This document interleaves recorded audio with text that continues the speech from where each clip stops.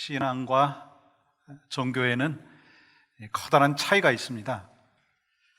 먼저 종교는 외적인 의식을 중요하게 여기기 때문에 그 의식을 통해서 자기의 믿음을 표현을 합니다. 그래서 보여지는 종교 의식에 더 중점을 두고 구제와 같은 선행으로 자기의 믿음을 표현하려고 합니다. 그러므로 모든 종교는 조금씩 차이가 있기는 하지만 결국은 인간의 노력으로 복을 받으려고 한다라고 하는 것이죠.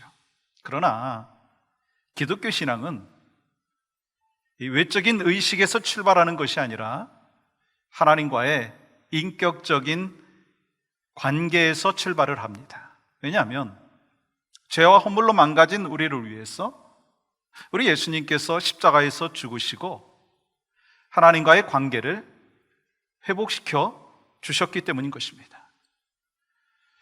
그러므로 우리는 예수 그리스도를 통해서 이 하나님과의 친밀한 관계를 누리며 교제를 하고 또한 사랑의 관계 속에서 우리가 신앙생활을 하게 되죠. 그렇기 때문에 우리의 신앙생활은 외적인 변화에서 시작되는 것이 아니라 바로 내적인 변화에서 시작된다라고 하는 것입니다. 그런데 성경에는 이 하나님의 말씀으로 내적인 변화가 일어나는 것에 대해서 관심이 있는 것이 아니라 이 형식과 전통에 더 관심을 갖고 그러면서 신앙생활하는 사람들이 있었다라고 하는 것입니다. 오늘 본문은 이렇게 시작을 하죠. 예수님께서 제자들과 함께 게네사렛이라고 하는 곳에서 치유 사역을 하고 계셨는데 예루살렘에서 손님들이 찾아왔어요. 그들이 누군가요? 1절 말씀 보세요. 바리새인들과 또 서기관 중 몇이 예루살렘에서 와서 예수께 모여 들었다가. 바리새인과 서기관들은 예수님을 찾아왔어요. 그렇다면 왜 그들이 예루살렘에서부터 멀리 있는 갈릴리까지 찾아온 것일까라고 하는 것입니다. 예수님 말씀을 듣고 은혜 받기 위해서 온 것인가요? 그렇지 않죠. 그들은 예수님을 감시하고 있었습니다. 그들은 예수님을 블랙리스트에 올려놓고 요주의 인물로 생각하면서 찾아온 것입니다. 그 당시 최고 종교 지도자들의 위치에 있었던 바리새인과 서기관들은 종교 권력을 오랫동안 유지하고 있었습니다. 그런데 예수님께서 오셔서 하나님 말씀을 새롭게 가르치시는 거예요. 뿐만 아니라 치유와 기적을 베풀어 주셨습니다. 그러면서부터 그 예수님의 말씀을 듣고 은혜를 받는 사람들이 늘어나기 시작을 했습니다. 그리고 예수님을 따르는 무리들이 점차 늘어나기 시작을 했습니다. 그때 바리새인들과 서기관들은 위기의식을 느끼게 된 거예요. 그러면서 예수님께 무엇인가 꼬투리를 잡으려고 찾고 있었던 중이었다라고 하는 것입니다. 그런데 한 가지 꼬투리가 보였어요. 2절 말씀 볼까요? 그의 제자 중 몇 사람이 부정한 손 곧 씻지 아니한 손으로 떡 먹는 것을 보았더라.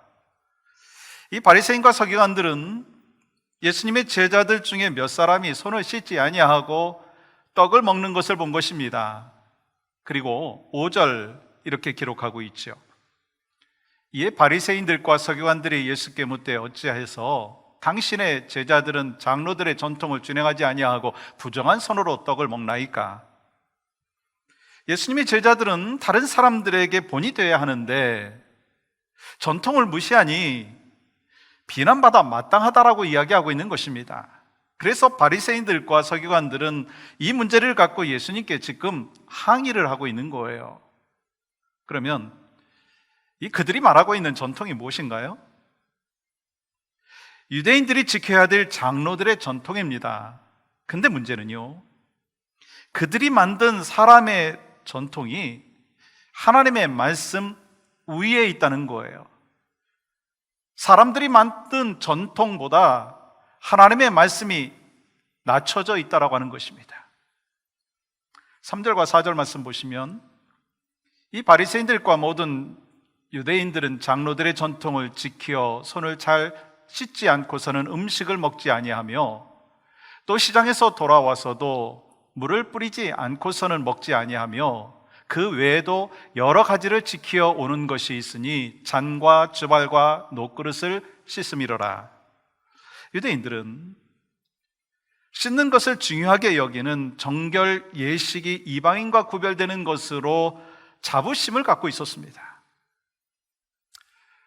그리고 그것이 오랜 세월 계속되면서 하나의 전통으로 자리 잡게 되었다고 하는 거예요. 그렇게 종교 지도자들은 전통과 형식에 집착을 하고 그러면서 본질을 소홀하게 여겼다고 하는 것입니다. 그런데요, 우리들도 마찬가지일 수 있다고 하는 거예요. 어떤 형식을 계속하다가 보면 그 형식을 통해서 어떤 고정된 틀이 생기고 그래서 나중에는 형식과 틀이 진리보다 더 앞설 때가 있다라고 하는 것입니다. 그런데 정말 율법에 그렇게 쓰여져 있었느냐라고 하는 것입니다. 팩트를 한번 체크해 보면 좋을 것 같아요. 출애굽기 30장 19절과 20절 말씀 보시면 아론과 그의 아들들이 그 두멍에서 수족을 씻되 그들이 회막에 들어갈 때에 물로 씻어 죽기를 면할 것이요 제단에 가까이 가서 그 직분을 행하여 여호와 앞에 화제를 살을 때에도 그리할지니라. 아론과 그 아들들에게 이야기한 것입니다. 아론과 그의 아들들, 제사장들에게 말한 것입니다. 즉 제사장들이 성막에 들어갈 때 거룩한 성물을 만져야 하니까 손발을 씻게 하는 것이 율법의 규정이었습니다. 왜냐하면 하나님을 섬기는 사람은 정결해야 하기 때문에 하나님 앞에 나아갈 때는 거룩한 마음으로 나아간다라고 하는 상징으로 손을 씻는 것이었습니다. 다시 말해서 제사를 드리고 예배를 드리는 사람들의 마음은 깨끗하고 경건해야 한다라고 하는 말씀을 허락하여 주신 것이죠. 그런데 언제부터인가 율법의 규정에 사람들에 의해서 다른 규례가 자꾸 추가되기 시작했다라고 하는 것입니다.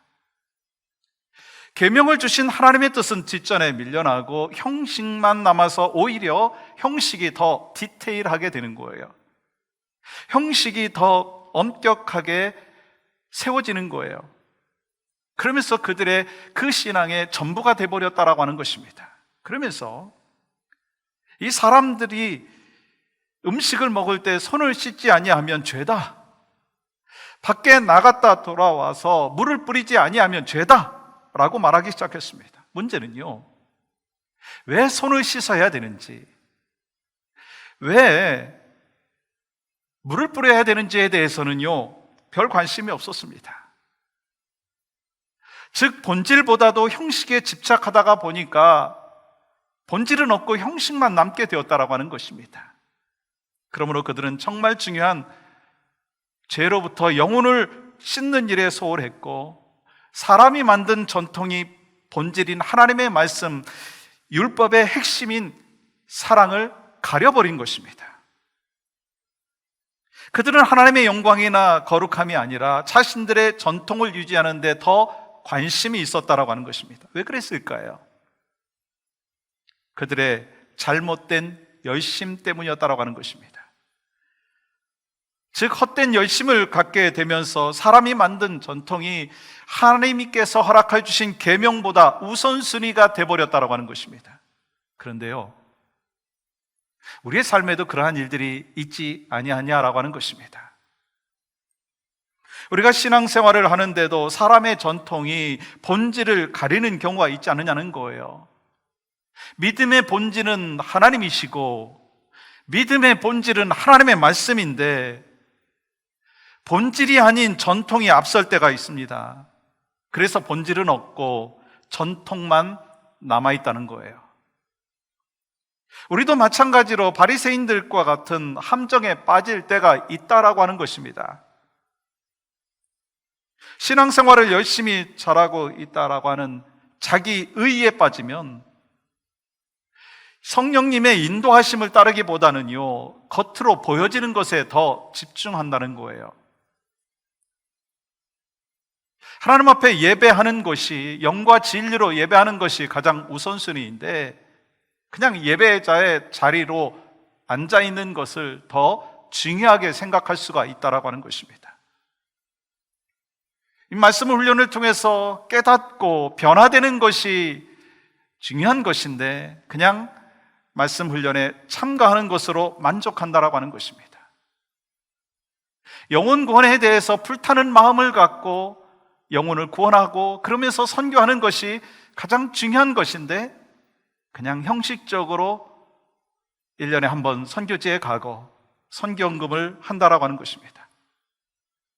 하나님 앞에 예물을 올려드릴 때에도 진심으로, 자원하는 마음으로, 즐거워하는 마음으로 올려드려야 되는데, 그냥 형식적으로 올려드린다라고 하는 것입니다. 그러면서 자기는 신앙생활을 잘한다라고 착각할 수 있다라고 하는 것입니다. 근데 정말 중요한 게 뭘까요? 우리가 성령님을 의지하며 성령님께서 내주하시며 성령님과 함께 예배하고 선교하고 구제하고 그리고 또한 하나님 앞에 예물을 올려드리고 있느냐라고 하는 것입니다. 그것을 우리는 날마다 매 시간 점검해야 된다라고 하는 것입니다. 그렇다면 이 바리새인들과 서기관들의 잘못이 무엇인가요? 하나님 말씀보다 인간의 관습과 전통이 더 중요했다라고 하는 거예요. 여러분 7절과 8절 말씀 볼까요? 이 사람의 계명으로 교훈을 삼아 가르치니 나를 헛되이 경배하는도다 하였느니라. 너희가 하나님의 계명은 버리고 사람의 전통을 지키느니라.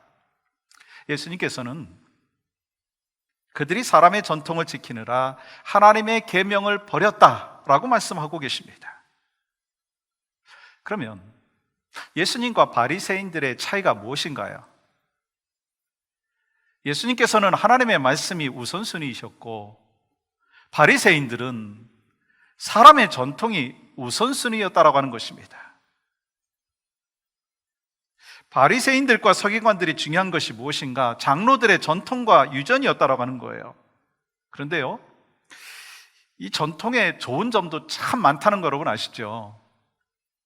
그리고 사람들이 모인 곳에는요, 전통이 있습니다. 그래서 우리 모두는 어찌 보면 전통 속에 살아간다라고 이야기할 수가 있죠. 여러분이 자란 가정에도 나름대로의 전통이 있었을 것입니다. 학교 다니면서 우리 학교의 전통은 이거다라고 했던 것을 기억하시는 분도 계실 거예요. 이 직장에도 전통이 있고요, 우리가 살고 있는 이 미국 땅도 전통이 있고 우리 고국도 전통이 있습니다. 또한 교회도 나름대로 전통이 있습니다. 근데 문제는 세월이 흘러가면서 변질이 된다는 거예요. 어떻게 변질되는가? 세월과 함께 하나님의 뜻은 희미해지고 교회라고 하는 조직과 형식만이 남게 된다는 거예요. 그렇기 때문에 전통만 강조하면은요, 위험하다라고 하는 것을 우리는 알아야 합니다. 오늘 본문에도요, 바리새인들과 서기관들은 밥을 먹기 전에 손을 씻는 것이 이 사람들의 전통을 지키는 것에 더 많이 초점을 두고 있다라고 하는 것입니다. 그래서 예수님께서는 사람이 만든 전통이 잘못됐다라고 하는 것을 말씀하고 있는 것이죠. 왜냐하면 인간이 만든 전통은요, 시대에 따라 바뀌더라고요. 문화에 따라 바뀌더라고요. 지역에 따라서도 바뀝니다. 심지어는요, 나라와 민족에 따라서도 바뀌고요, 그리고 대상에 따라서도 전통은요, 바뀌더라고요. 어느 교회에서 실제로 있었던 일이었습니다.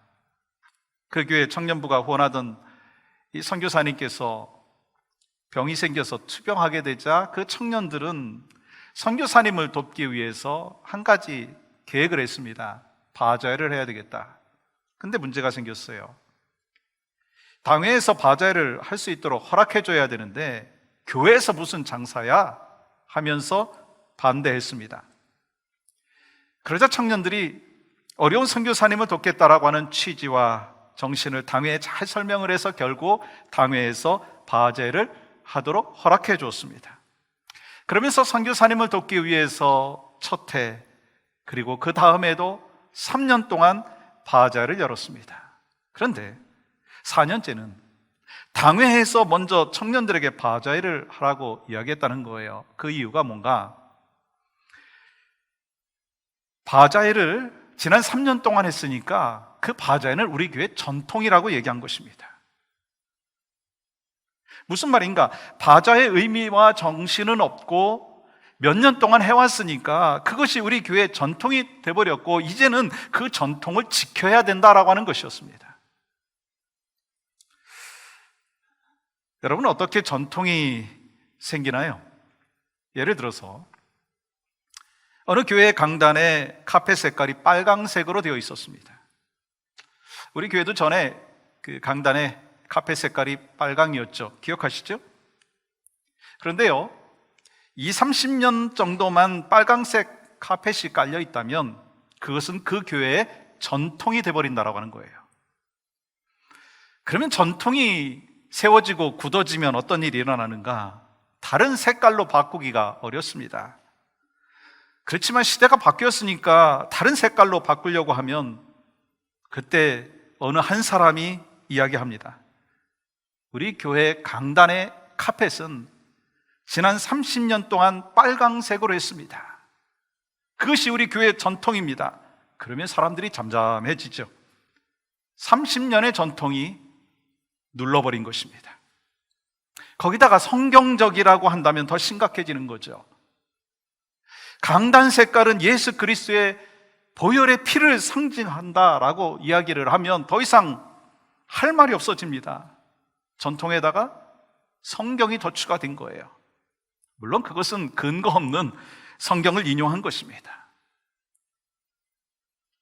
그러므로 우리가 마찬가지로 내가 만든 신앙의 전통과 규칙으로 무엇인가를, 누군가를 판단하고 있지 아니하냐라고 하는 것입니다. 이것이 사람들이 갖고 있는 전통에 대한 오류인 것이죠. 그래서 전통은 성경 이상의 힘을 가질 때가 참 많다라고 하는 거예요. 그러한 바리새인들과 서기관들을 향해서 예수님께서 뭐라고 말씀하십니까? 우리 8절과 9절은 같이 한번 읽어볼까요? 시작. 너희가 하나님의 계명은 버리고 사람의 전통을 지키느니라. 또 이르시되 너희가 너희 전통을 지키려고 하나님의 계명을 잘 저버리는도다.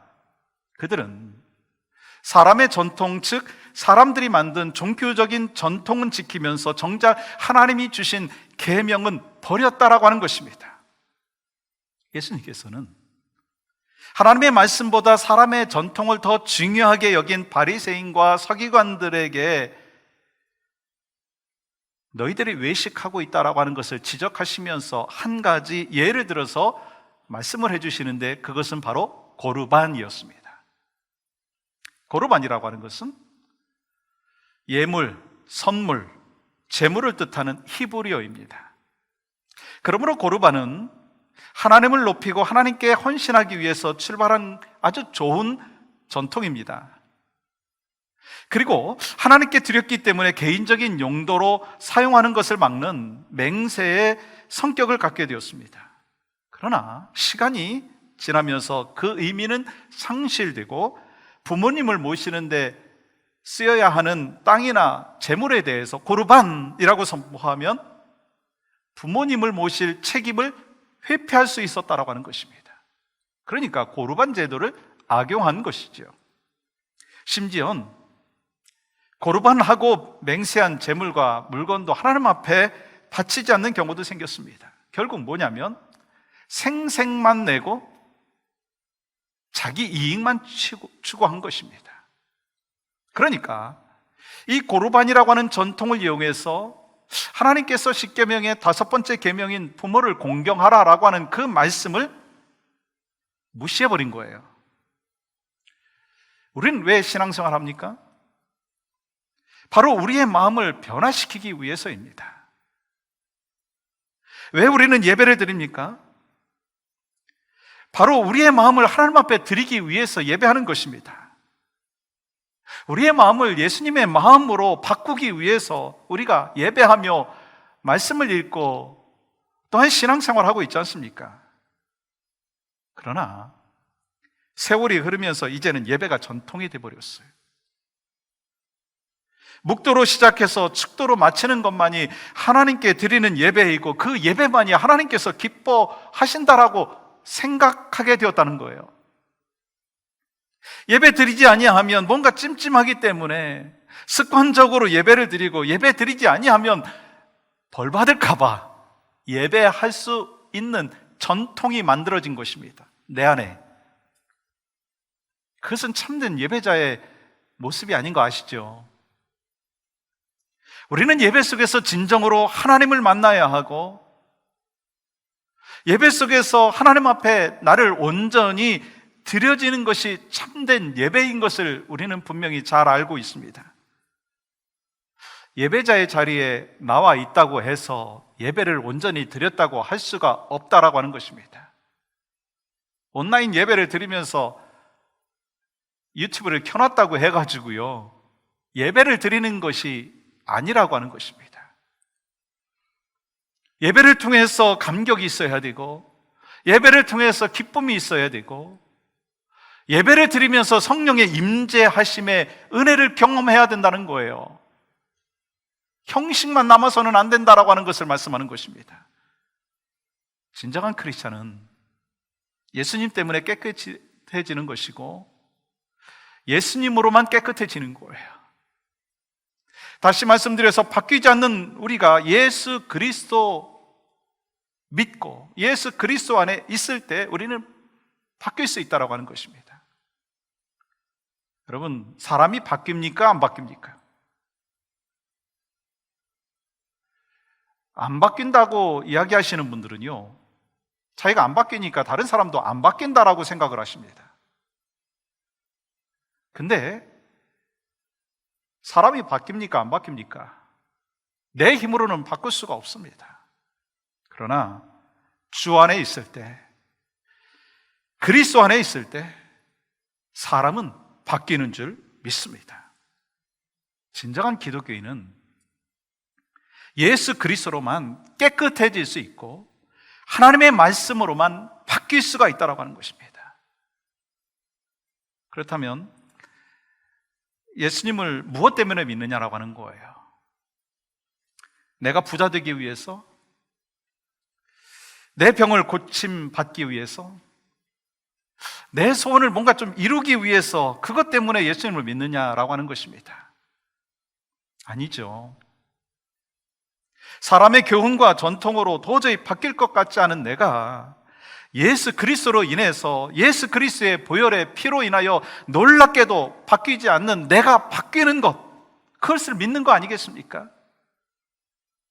죄와 허물로 망가진 내가 예수 그리스도의 십자가의 은혜로 바뀌는 것, 예수 그리스도의 십자가의 은혜로 자유함을 경험하고 있는 것, 그것이 참된 신앙생활이 아니냐라고 하는 것입니다. 그것이 하나님의 말씀의 능력입니다. 오늘 본문이 어떻게 시작되었어요? 바리새인과 서기관들은 자기들이 지키는 정결례를 왜 지키지 않느냐는 거예요. 왜 부정한 손으로 떡을 먹느냐라고 하는 것입니다. 그러자 예수님께서 바리새인과 서기관들에게 뭐라고 도전하시죠? 6절 볼까요?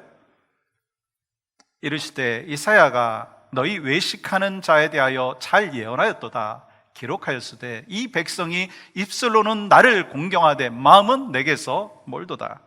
지금 이 바리새인들과 서기관들이 가장 중요하게 여기는 율법, 그 율법의 완성이신 예수님께서 그들 앞에서 대화하고 있는데 그것 때문에 막 흥분해야 되는데 그렇지 않다라고 하는 거예요. 그들은 그 율법의 제도를 어떻게 지키느냐라고 하는 비본질적인 것을 갖고 막 흥분해 있는 것입니다.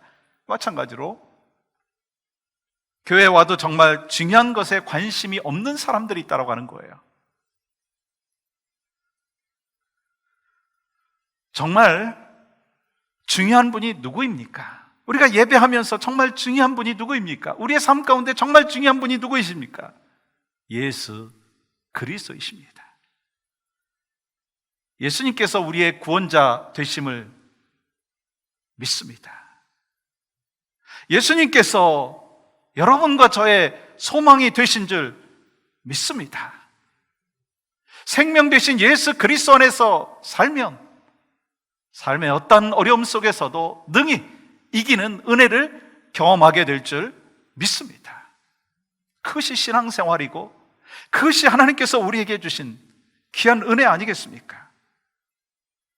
그래서 예배 속에서 우리의 삶 가운데서 예수님을 만나고 예수님을 경험하고 예수님 사랑하는 것이 가장 중요한 일이다라고 하는 것을 우리는 늘 기억해야 된다라고 하는 거예요. 만약에 우리가 하나님을 믿는다고 하면서 하나님의 말씀과 전혀 상관없는 삶을 살고 있다라고 한다면 믿는다고 할 수가 없는 거예요. 무엇이 먼저인지 우리는 고민해야 합니다. 사람의 전통이냐? 하나님의 말씀이냐? 어떻게 살아가는 것이 하나님 앞에 기쁨이 되느냐라고 하는 것을 날마다 질문하고 고민하고 기도해야 된다는 거예요. 그런데요, 바리새인과 서기관들은 우선순위를 지키지 못해서 예수님께 책망을 받았어요. 오늘 우리에게도 맡겨주신 일이 있습니다. 사명이 있죠. 그러나 무엇보다도 중요한 것이 있습니다. 하나님과 나와의 관계가 우선이고 하나님의 말씀이 우선인 줄 믿습니다. 사랑하는 여러분, 세상의 절대적인 기준은 오직 하나예요. 하나님의 말씀입니다. 사람의 전통은요, 한때 필요하기는 하지만 성경은 언제나 기준이 된다는 거예요. 전통은 조직을 지키는 것에 초점이 있다면 성경은 하나님의 말씀을 지키고 하나님을 섬기는 데 초점이 있습니다. 전통은 상대적이죠. 그러나 성경은 절대적입니다. 그렇기 때문에 예수 그리스도 안에서 우리가 살기 위해서 말씀보다 전통이 앞서서는 안 된다라고 하는 것입니다. 물론 우리에게는 이 하나님의 말씀을 드러내는 좋은 전통도 있습니다. 그러나 하나님의 말씀을 가리는 전통, 말씀보다 더 위에 있는 전통, 그것이 사람이든 제도든 그리고 내가 계속해서 지키고 있었기 때문에 버리기 힘든 것이든 하나님의 말씀이 우선되어서 본질을 회복하는 삶이 바로 여러분과 저에게 필요한 거예요. 그렇기 때문에 우리 모두가 사는 길이 전통보다 하나님의 말씀이 우선되어야 되는 거예요. 그것이 공동체가 사는 길이고 이 시대가 사는 길이고 교회가 사는 길이라고 하는 것입니다. 소망하기는 오늘 하나님께서 허락하신 말씀을 깊이 깨닫고 말씀 위에서 살아가는, 전통보다 말씀이 중심이 되어서 살아가는 여러분과 저의 삶, 우리 교회가 되기를 간절히 소망합니다.